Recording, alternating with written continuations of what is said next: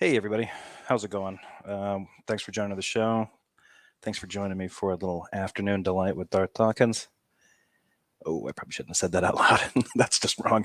I retract that last statement. Anyway, thanks for joining me. I don't usually do these afternoon ones, but I decided this was kind of a short video that Tom Rabbit put out, and it's a pretty interesting one. So as most people know that kind of follow my channel and follow others that where Darth Dawkins intersects, he has taken a vacation from Discord and various servers on that, and is now kind of inhabiting a lovely little social media outlet called Clubhouse, which is it's like a cabin in the woods on the outskirts of the internet.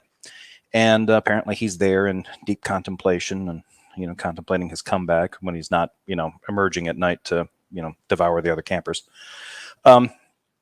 So yeah, he's been getting at it there, and this video actually is kind of a return to form. So it's kind of interesting. It has some of the hallmarks, a lot of older, a lot of kind of classic form Time Rabbit videos, which I'll point out as we get into this. But this is interesting. He gets into a conversation with a Satanist, and they basically just start on a little bit of a back and forth on some very, very basic problem of evil kind of stuff, like God killing everybody but no one his family, right?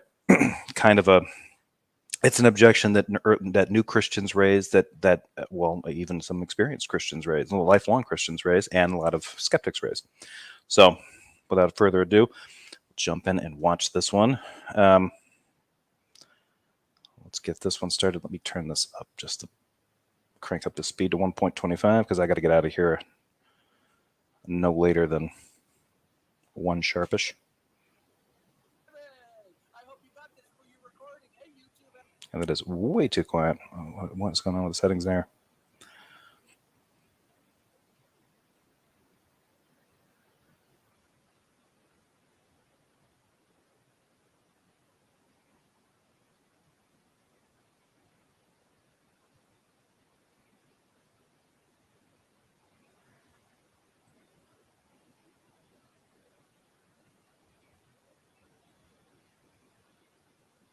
Out there, Tom Rabbit likes to record these.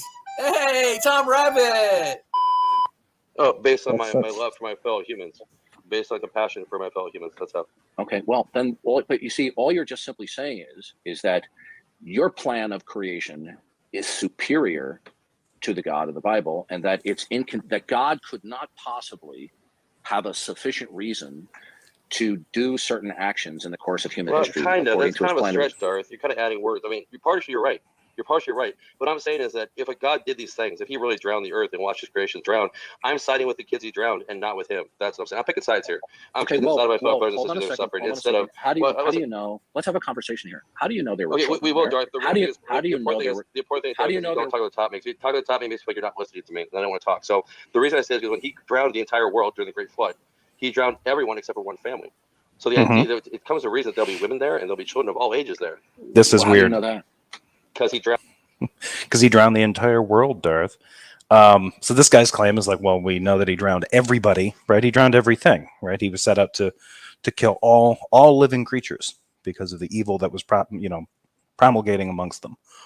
Around the entire earth, and the earth was populated. The earth was wicked. Well, does the Bible say the Lord opens the womb and closes the womb? It doesn't matter. That's a non sequitur. What I'm saying. No. I didn't. No. That was not a non sequitur. What you just said. Well, let me finish, okay? Because I'm not trying to be rude, but I'm actually correcting you. Bro, you just said dodge the kid question, bro. You just dodge the question. Because I have plenty of other. So there's a couple weird things going on here, which this as soon as I heard this, I was already starting to groan a little inwardly, because he's already trying to do this. Well, how do you know there were even kids running around anymore?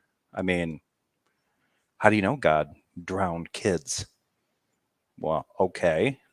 Should we, based on a reading of this section of Genesis, presume that there were no kids on the planet anymore when God smote everyone? I mean, is there a passage in Genesis that would lead us to believe that that's a safe assumption to make? It doesn't seem like it. In fact, if you read Genesis 6, the beginning of chapter 6 of Genesis, where it starts to talk about God's concern for the wickedness of man, and the beginning of the Nephilim, because the sons of God were going down and finding the daughters of man were pleasing to the eye, were having sex with them and breeding them and producing the Nephilim. and all this kind of great corruption was occurring, it sounds to me like propagation, reproduction is one of the problems, that they have to be stopped. The flood is a way of preventing the spread of this evil. Maybe.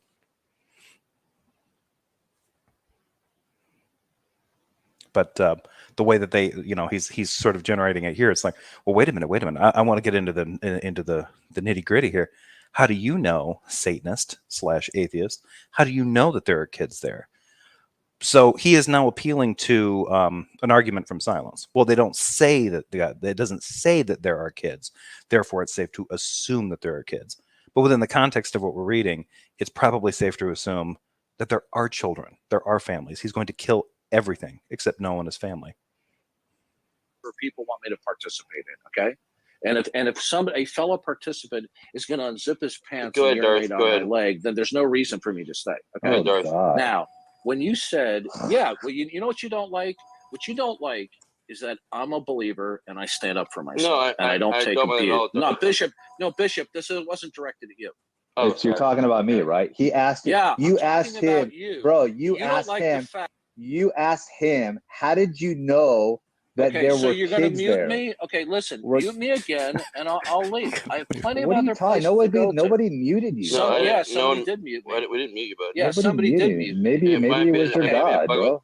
I want to hear you. I didn't mute you there either, Darth. I don't know what's going on, if you mute yourself or what, but I'm not muting you, man. I can't mute you. Guess what? Now, okay, this is quickly then? Because it was either you, Steve. If you're this has quickly descended into they're treating me badly. We need to deal with the meta. Who gets to control who? Like, he's automatically complaining about being muted. Muting Darth, please don't. Yeah, don't mute him. I want to hear him, man. I don't know if he's doing this or not. There we go, Darth. I'm the only mod up here now. So I can't mute you. All I'm saying is this: you don't come across as genuine. Okay, I'm not interested in your opinion. I'm talking with. Let's get back to the kid issue. And what you're doing is coward. Okay, come on, Mike, listen. Hey, Mike, let me just say one more thing, okay? No, don't say anything, bro. Okay. Hey, Mike, fuck off. Hey, Mike, fuck off. I beat you. You cuss. Mike and Darth. That's pretty childish, but it makes me laugh. When he's talking over you guys. No, Doc. All I'm saying is this, bro. All I'm saying is this. Yeah, all I'm saying is this: is that when you talk about flooding this world, and he says, "How do you know that there were kids?" Don't act like you. That's not bad. I mean, as far as Darth imitations go, that's not bad. It's pretty good take. You want to have a fucking honest conversation, well, he's an bro. apologist. I mean, that's what he does. So what? You don't have like to. This guy's criticizing him like, well, he's not being honest if he's asking a question that's stupid and that, seemingly disingenuous. And the guy's like, well, he's an apologist. Like, it's like the assumption is, well, they're going to be dishonest from the jump. Like, this is not probably the best crowd for Darth to be rolling through. Fucking bullshit, dude. Yeah, but we couldn't even hear his bullshit arguments. We didn't get William Lane because you know what? Sometimes you don't have to get as far as he wants to go when he fucking starts making crap out like that. William Craig doesn't say that. No, but I would like to laugh. I would have liked to hear, not laugh. Oh, I'm sorry, I ruined that for you. You hurt me, man. You hurt me deeply. These guys. Fuck, bro. Hey, D-boy, what's up? We lost a friend. What's up, boys? How's it going? Yeah, man. Meanwhile, at the Legion of Doom. I just want to point out we got a Legion of Doom little edit there. Just like old times, like nothing's changed. And it's good to see that Darth not only has a stomping ground, a hunting ground, right, where he goes out and finds new victims on Clubhouse, but he also has a safe place where he can go and commiserate with well-wishers, lick his wounds. So I think he's settling in nicely over here. I still think he's going to make his way back over to Discord because he's going to want them views, but we'll see. To another atheist room. Okay? And because I know that I draw a crowd, the guy who's a Satanist there wanted me to be there. Okay? And they humored me for a couple of minutes. And then one of his sidekicks unzips his pants and starts urinating on me.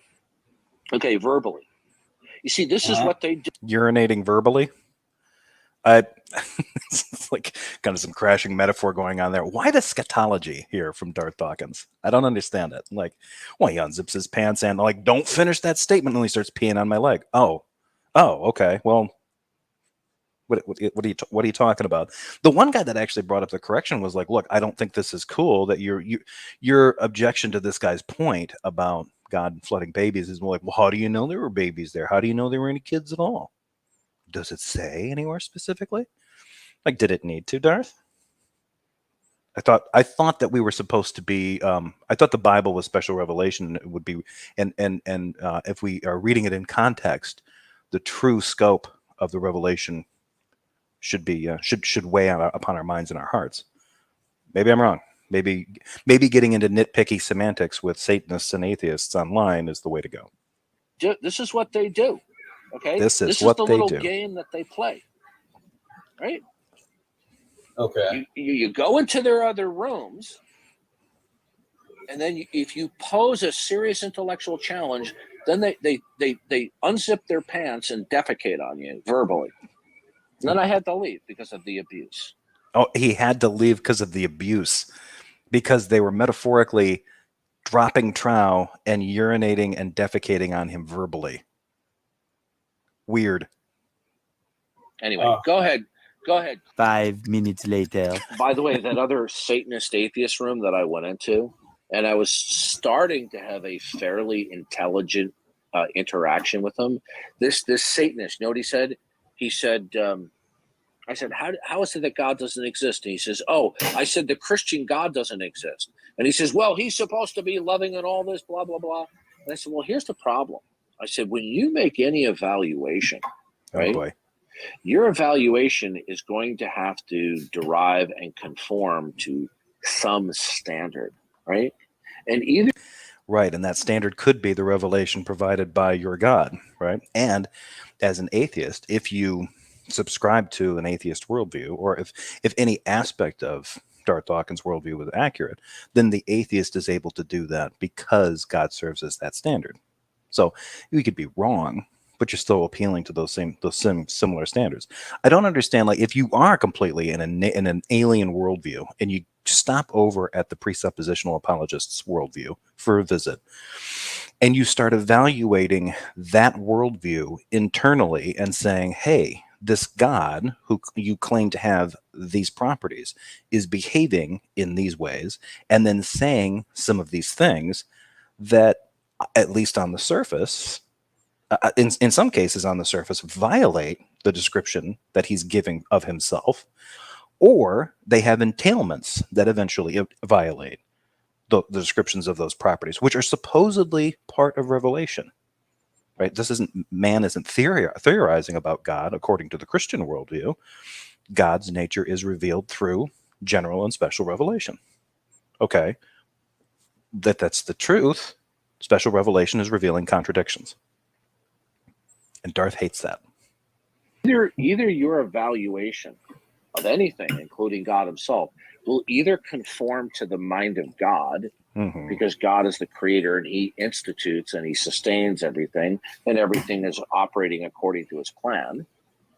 I said, or your evaluation will simply just conform to what you say, what you think. Right? True. Right, but if your worldview is true, then what I think is actually dependent upon the mind of God. Couldn't be anything otherwise. It sort of follows from the way Darth talks about this, that I'm an atheist because God wills it, and if I'm going to stay an atheist even upon my death, then I was purpose-built for destruction. Yet Darth claims to not be a Calvinist. I find this weird. Let's see here. If D.D. evaluates the heights of two people and concludes A is taller than B, does he have some absolute existential standard to assess tallness, or is it comparative? Yeah, that's a great question. And I can't remember where I was reading. There was a similar thought experiment in an article I was reading that was kind of tackling that, along with some of these ideas, especially when it comes to this sort of Christian apologist. It's not even a fascination of it. It's like a fetish for certainty and quote unquote absoluteness. I'll have to find that article if I can. I said, so all you're just simply saying is God doesn't exist because I think him drowning people in the flood is incompatible with him being loving. What's unloving about it? Okay. How about what's unloving about drowning people? Does Darth listen to himself ask these questions? God does. Oh, by the way, he said he drowned children. And the point I tried to make with him, and I said, how do you know there were children that were drowned? I said, doesn't the Bible say God opens the womb and closes the womb?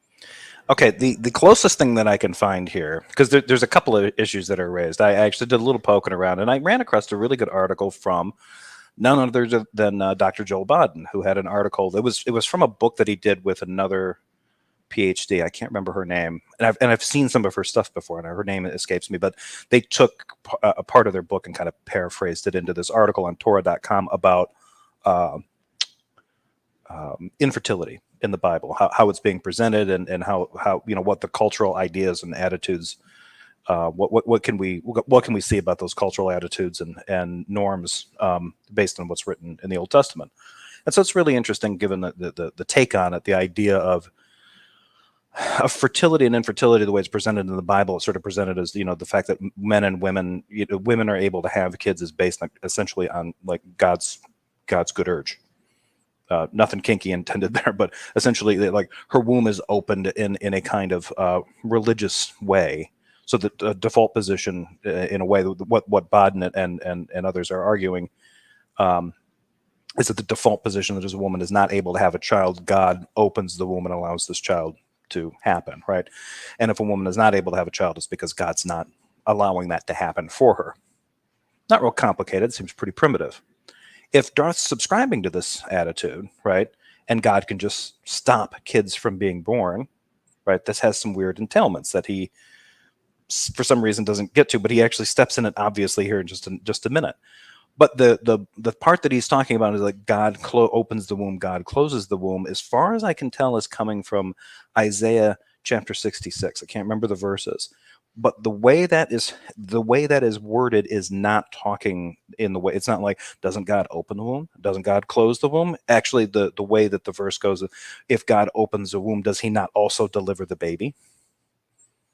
Would he allow you to become pregnant and not bear the child? Is sort of the intention here. So he's kind of torturing that a little bit here. So this sort of is raising questions again about his reading comprehension and his understanding of the Bible. I don't know exactly what resources he's turning to get these kinds of weak ass explanations, but what's coming up next is even weaker. Exactly. Do you know for certain that there were children on Earth at the time? Is it possible that... Hang on just a second. Benghazi, I think that is the one. Open link. God opened her. Yes, Professor Joel Bodden, and there's a link in there to the book that they were actually. What I'm saying, it's one of the footnotes in there. Oh, Candida Moss, that's her name. They had Candida Moss and Joel Bodden, Reconceiving Infertility, Biblical Perspectives on Procreation and Childlessness. So, yeah, it's an interesting article. Pretty quick read. And by the way, welcome, Rob Rosenberg. Thanks for joining me on your lunch break. And thanks for posting the link, Benghazi. All right. God closed the wombs for 20 years. Okay, while Moses, not Moses. Let me go back here because I don't. Wombs for 20 years, Earth at the time. Is it possible? Is it possible that God closed the wombs for 20 years? Okay, while Moses, not Moses, Noah took quite a long time to build that ark. And maybe by the time Noah got finished, God closed the womb so that there were no little children. Okay, now maybe there were. Okay, that won't be a defeat. So, okay, if God, based on his completely just asinine speculation here, if God just closes the wombs, then what's the point of the flood? He can just allow all creatures to go extinct. Now, what Darth's bringing up here isn't totally inconsistent with kind of ancient Near Eastern or Hebrew, Old Testament view of fertility and infertility, especially if you get into that Joel Bodden thing. but that it raises a significant point. If Darth Dawkins is consistent in the fact that that's not only was that an Old Testament view of infertility and fertility, but he seems to think that that's a biblical understanding of it. A woman is only pregnant because God allows it, and a woman remains infertile because God has deemed that to be necessary. Fine.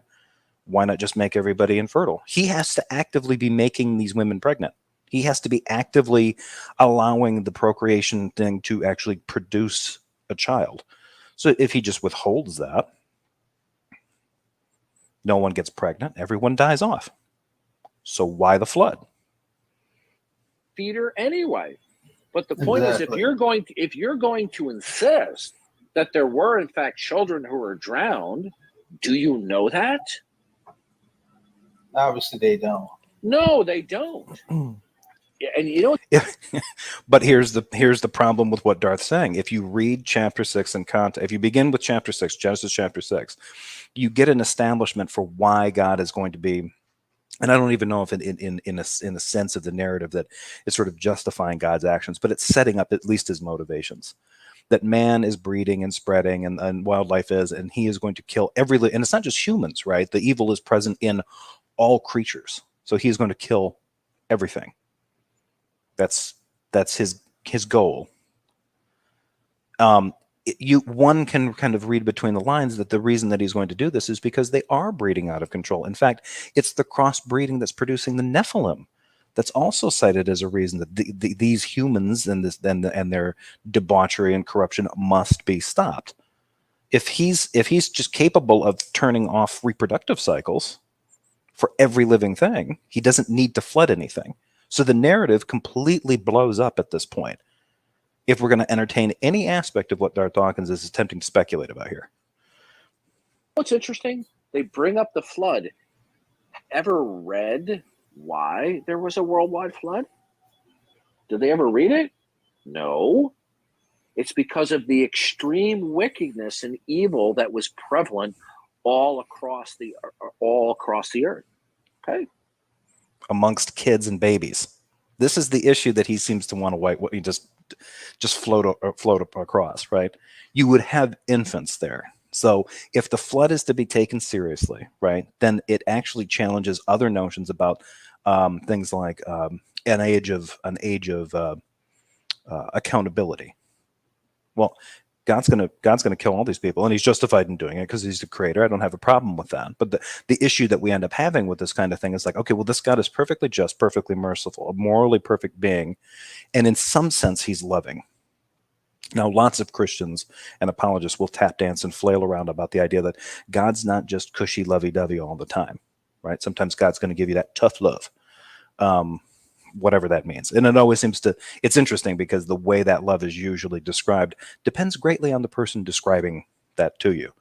But that being said, if this being is doing this, well, if it's infinitely merciful, it could have been merciful and just not allowed these beings to be created. It could have done what Darth said and just not allowed children to be born. That would be more merciful than allowing the people that were there to be born, knowing that he's going to flood them. So this is just a bizarre. This is a classic case of like double standards. God's able to do it this way, but he didn't do it that way, so he's gonna do it that way. And how dare you judge how he does it, even though the way he does things reflects on his nature, and it might contradict with the nature that he's described. Right? Because it's his nature. It's in his special revelation. It's supposed to be being described by him. It's not described by man. But this, for some strange reason, Darth wants to treat this like, oh, we can get into the weeds and the semantics of like, well, and do little arguments from silence here. This is revelation. I don't think you're supposed to be doing that way. Now, maybe it was loving to give all of those people whose evil was on their minds continually, as the text says, an early departure, so that if God did not give them an early departure through the flood, then they would have been an undue evil influence on future generations. Why? Why would that happen if he can close off the reproductive cycle? He can literally starve them out. They can't breed anymore. They can't reproduce. He has to flood them because he has to stop them. He has to halt their influence. I agree with that. That seems to be what the story is saying. But if he can just close off their reproductive cycle, then he doesn't have to flood them. He just lets them die out over time. What's a couple generations to God? Nothing. Right? Everybody would end up suffering in hell. I don't know who that was, but how does that follow? Is every corrupting influence by definition going to make someone go to hell? How like these guys are treating evil in this case like it's an irresistible contagion. But there's nothing in the Bible that other than the claims being made in Genesis that this evil is super bad and God wants it dead, right? And he's gonna drown it in a bathtub, the bathtub of all bathtubs. And these guys are using things to speculate on his morality to find ways to get out of these potential contradictions by bringing up things that might have worked better, but also negate any of the reasons he would have had for engaging in a flood in the first place. In other words, is it a loving thing for a parent to allow somebody who is an evil influence on their children, where they voluntarily allow their child to come under that influence? Now, they're upset that God drowned everything. Okay, well, following that example, are parents ever justified in murdering that negative influence on their kids? We're not talking about a self-defense situation at this point. We're talking about an influence. And presumably the kids have the ability to choose. I think that Darth Dawkins believes in free will. But the way that other guy said this, he's, well, if you just let them run around, Darth started it too, they're going to create this horrible influence upon the world. They're going to spread evil across the land. Okay. Well, given the fact that mankind has been condemned by God and the sinful nature is just intrinsic to us now at this point, what did he expect was going to happen? Nothing about this narrative really makes a lot of sense. I mean, it seems to me like the story is based on the fact that maybe a culture experienced a devastating regional flood, and they came up with these kinds of stories to explain the origin of that flood. It's just an etiological tale to describe a massive meteorological catastrophe. Just a thought. Everybody. Well, let me ask the question. Were they going to live forever? Were they going to die someday? Is that important, Darth? What the hell are you talking about? So are you upset that God gave them a, quote, early departure? Darth, are you upset when someone provides another human being with a, quote unquote, early departure in the form of an abortion or a murder, which you conflate the two? Why should we care about the death of physical people when it's just a, quote, early departure? Or are you just upset of the manner of death? Would it have made you feel better if you gave them all heart attacks? Well, according to you, it wouldn't have been better if he'd made everyone sterile, which I find odd. So Darth now needs to defend this. If God can make people extinct just by closing off their reproductive cycles, why did he need to flood them? Can he describe that? If he's going to say, well, he needed to kill them because he needs to eliminate their evil influence, you just return back to the first question. And he could have done that by making them extinct, by preventing them from reproducing. Again, now what's the point of the flood? Nothing about his little hypotheticals have worked. And then, so what if he killed them all? So what if he kills them all with heart attacks? It's just a physical death. It's just an early departure. So who gives a shit? Okay, what happens to those people after they're dead? God's killing them. Are they all going to hell, or do they just poof into non-existence? What's happening after that?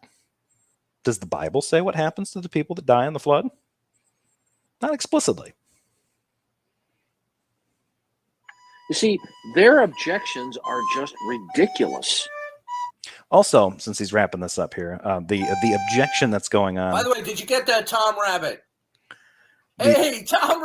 The objection that's happening here is this idea, like, well, they're upset about what God did. No, they're upset about the seeming contradiction of it, and they should be. I'm not upset about what God is described as doing in the Bible because I don't think any of it's real. What bothers me is hearing Christians and believers act as if this behavior is holy or righteous or justifiable in ways they can calculate based on moral standards, which to me, those don't work. If a Christian simply comes out and says, look, God can kill everybody because he's the creator and we're all his creatures, and if he wants to snuff us out, he can do that. Great.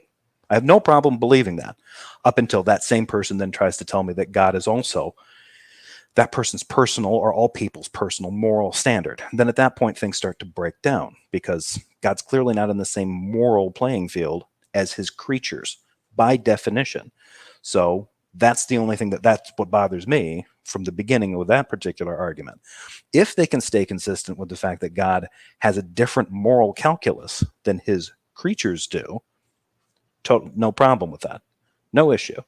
If they end up following something of like a Calvinist take on it, which I think is actually somewhat more consistent in this case, the idea that certain people God creates for destruction makes more sense than the idea that God makes everybody has the ability to save themselves by believing the right things, or saying they're sorry, repenting, believing in Jesus, whatever covenantal propitiation is needed, right? In the Old Testament, it was following the law. In the New Testament, it's obviously following Jesus. Okay, well, great. But some people were destined to go to hell, right? Well, no, not exactly. So in an excuse to to justify human morality, these guys end up getting trapped into defending God's morality as if it's also their own morality. Like, no. God's a perfectly nice guy, and drowning absolutely everyone. Darth doesn't have a great imagination, but even he came up with a better solution. You just don't allow people to have kids anymore. Problem solved. No flood required, no dramatic destruction of the planet, no eradication of the wildlife. Does God give any justification in the story, in the book of Genesis, as to why all creatures other than humans have to die? He doesn't. For some reason, it's as if creation itself, the entirety of it, plants, animals, everything, are all corrupted. It's not just like humans specifically are super evil, all the humans need to get snuffed out. All of creation needs to get wiped out. And he's going to do that with the return of these waters. That kind of jives with some ancient Near Eastern ideas about chaos and, the firmament and all that kind of stuff. You let the waters come in and they churn it around, and it's a new creation. The story kind of works in an ancient Near Eastern sense. But for most of us, it just seems like a weird kind of petty thing for a God to do, especially if he has the power to do something as simple as not allow pregnancies anymore for a couple generations. Then all the bad people just stop showing up. And couldn't he make it so that Abraham, like somebody could argue, well, no, that'd take too long. Noah and his family would be dead by then.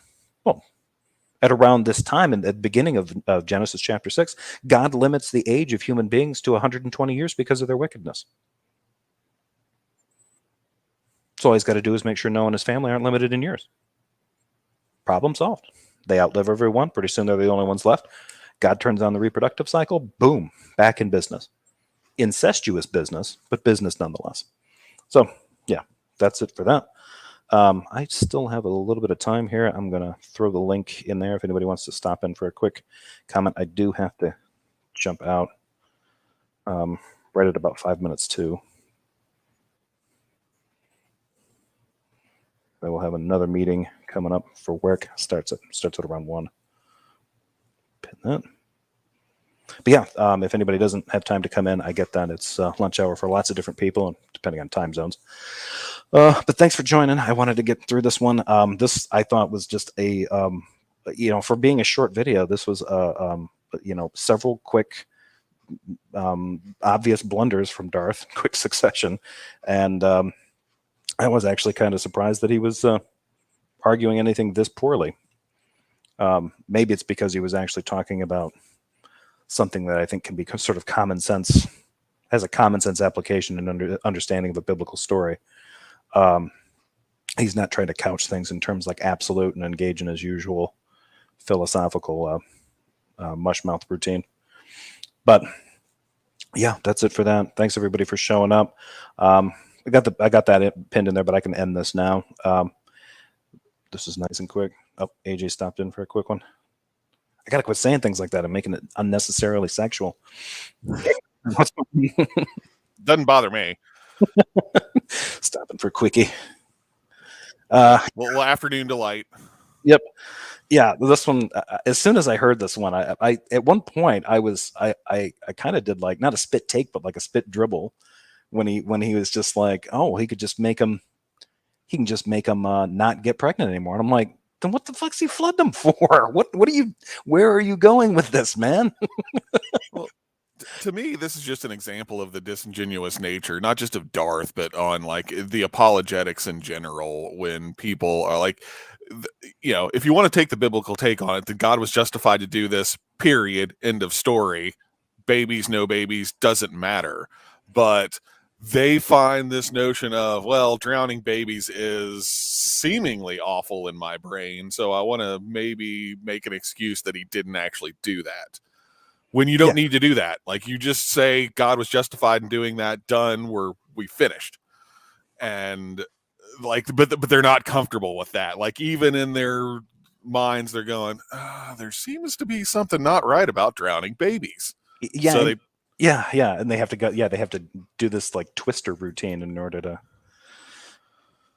It's amazing to watch it, and this one I thought was just really clumsy because he's like speculating like, well, wait a minute, what if there aren't kids, huh?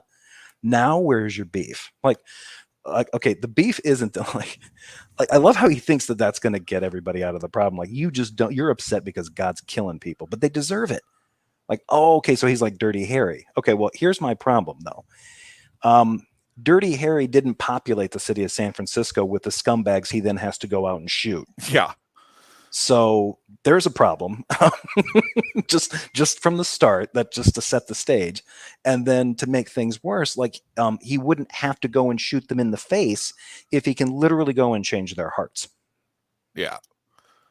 Well, see, and that's where this also circling back, like the notion of, God writes morality on the hearts of everyone. That's why we have these moral feelings, and even atheists still have these feelings of morality that come from somewhere. And if that process of writing morality on your heart is in any way close to the process of revelation, if God's just magically poofing this stuff into your consciousness, then there's problems there, because now you have to go, oh, well, okay, this is written on my heart that drowning babies is immoral. Like, that's something that's written on my heart. And now I have to reconcile this with, well, the Bible says it's not if God does it this way. So now we have these two conflicting things that they just don't work. They're not compatible. Not only that, but if he's doing this kind of justification, like, well, what difference does it make if he's granting them an early departure? It's like, well, okay, Darth is not a fan of the Catholic Church. How many deaths in the Inquisition were justified essentially by the same idea? Yeah, we're sentencing this person to death by whatever means, but it's so that their soul will be sent to God, so that God can deal with them in His justice and perfect righteousness. Like, no, you're murdering opponents. Yeah. You're murdering your opponents here on this earth and then justifying it by saying, no, we're simply separating the body from the soul. The soul is going to God, and God will deal with them as He please. I mean, the Marines have a great explanation for this. It's just kill them all, let God sort them out, right? Right. I mean, that's just sped up and cranked up to 11 and plus some meth. The idea that somehow grounds morality in a way is pretty obnoxious to me. It's like, well, okay, now you actually have kind of a contradictory moral stance grounded in this God that can't engage in contradictions. Yeah. So, and that's what would kind of upset somebody like a Satanist who's like, okay, God's supposed to be all loving, and yet He's drowning people. He's not helping them. He's not saving them. He's not working with them. He's not making them better. He's going to drown them. And the best that Darth can do is like, well, he could just, well, if you're worried about kids being killed, don't worry about it. They were all at least 20 years old by the time Noah got that boat built, and nobody was having kids anymore because God plugged them all up. Like, yeah. Where does it say that anywhere in the book of Genesis? Like, none of that is in there. You're completely making that up. Well, and it's also, again, to circle back, if we wanted to make sure if drowning babies is wrong, and we wanted to make sure that no babies got drowned, why isn't that specifically in the Bible? If that's an important fact from the story, then that should have been in the Bible. Like it's an inerrant book. Why would they leave out an important detail like that? Right. Yeah. I mean, I would think that would be a massive. I think somebody posted a comment like that. Like, you think people would have been like talking amongst themselves, like, "Hey, nobody's had a kid in decades." Like, I wonder if, and this Noah guy's building a great big wooden thing to survive some kind of oncoming apocalypse. Maybe he's onto something. Like, yeah, the idea that everything is going, at perfectly normal. Like, there's no indication in the story that anything is going any differently throughout the world, other than the fact that everyone's evil all the time, which is actually one of my favorite Bible quotes. Only evil all the time. Okay, like why is that? How is that a thing? Like, and here's the other thing too. Like, he takes Isaiah 66 and thinks that God is like opening the door and closing the door every time a kid is born. And yet apparently, if you are one of these angels that goes down and wants to get it on with some of the daughters of man, I guess God doesn't have any control over that. Yeah. That's consistent with the notion that you've got like a pantheon of like under gods that have the ability to like take things in their own hands, literally. Giggity. Sorry, folks. I like this from Vesta. The heck with drowning babies. It's the drowning of cute puppies and kittens that I have a problem with. Yeah. All those little and didn't whales survive? I remember hearing about this in Sunday school. Oh yeah, whales and fish would have been fine. And then I heard from another person. I was like, no. The flood was such a torment that it would have killed all the sea creatures too. And it's like, how did anything come back? You need sea life. Well, they had whales in the ark. They built a big tank that had the whales. Oh, okay. In the ark. So that'd be kind of interesting. So like once they get the okay from the dove and everything, they just pop the hatch and all the sea creatures swim out the bottom. Yeah. It's like when you see those big cruise ships that have a swimming pool on the deck. It's the same idea.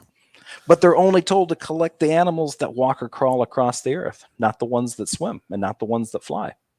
Yeah, but it didn't say they didn't collect the ones in the ocean, because that's our argument now as well. The Bible didn't say they didn't, so we can just assume they did. Darth logic it's impenetrable. Yeah, well, I guess with that I'll let it go. It's about 1:45. I need to jump off here because I got a big meeting coming up here at 1. So. Well, back to work. Have fun in your big meeting, and as always, thank you for the live stream. And I'll do the dirty work for you and remind everyone to like and subscribe, please, and thank you. Oh yes, thank you. Yeah, please and thank you. I went on. I think Myth Vision is on right now, and I think The Raging Atheist went on. So these afternoon ones, there's never a good time to go on anymore. There's too many content providers. Like there's a lot of people that I watch too. I'll go on, and it's like, oh, I would have liked to have watched that. I probably shouldn't have gone live now. Too late. So, well, it'll show up later. yeah, it's saved. Watch it later. All right, folks. Thanks for showing up, AJ. Thanks for stopping by, as always. Thanks for all right, folks. Thanks, Jeff. We'll catch you later. Take it easy, everybody. Have a good afternoon. Have a great rest of your day. Thanks for coming.